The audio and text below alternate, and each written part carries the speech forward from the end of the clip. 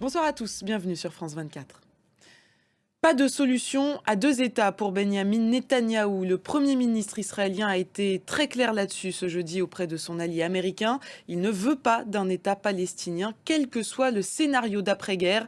Un Premier ministre doit être capable de dire non quand cela est nécessaire, même à nos meilleurs amis, a-t-il souligné. On écoute Benyamin Netanyahou. Et cette déclaration survient alors que les opérations de l'armée israélienne à Gaza s'intensifient, notamment dans le sud de l'enclave palestinienne. Khan Younes est régulièrement bombardée.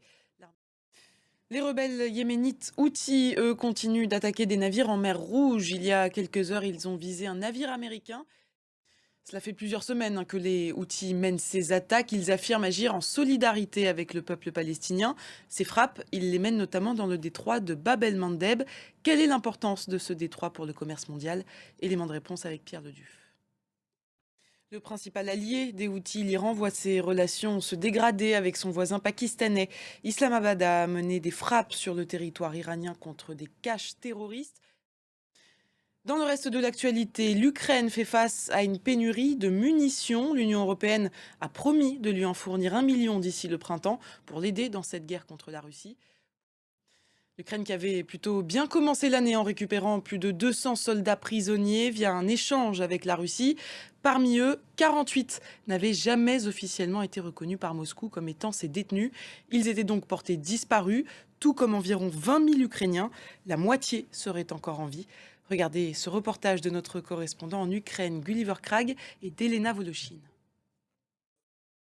En Équateur, l'armée veut reprendre le contrôle de Guayaquil, plaque tournante de la cocaïne. Pour ce faire, elle a lancé une vaste opération ce jeudi au sein de la prison de la ville.